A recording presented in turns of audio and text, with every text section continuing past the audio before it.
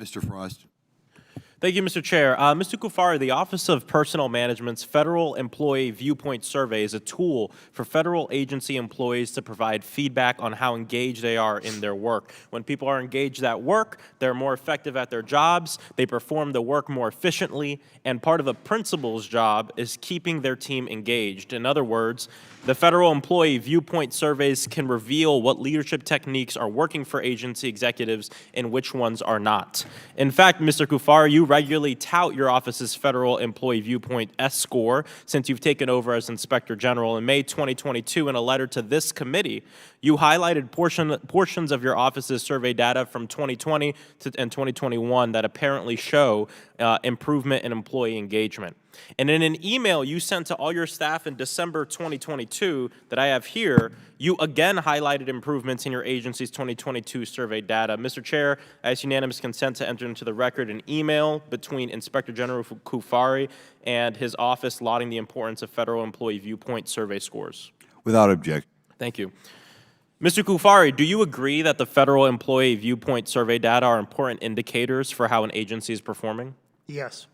That's right. And in the past, you have said that they document progress. However, in the most recent survey data shows that a majority of the people in your office do not believe that their senior leadership maintains high standards of honesty and integrity. 66% of your employees. Mr. Cuffari, are you a senior leader? Yes. Mr. Cuffari, are you aware that nearly half of the employees in the Office of Inspection and Evaluations fear retaliation if they disclose suspected violation of laws, rules, or regulation?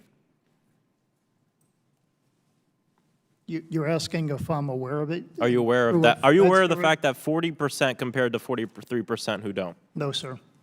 Yes, that's a reality through the survey that you tout. Mr. Cuffari, how about the fact, do you know about the fact that less than half of your staff in the Office of Counsel feel like they can safely disclose suspected wrongdoing?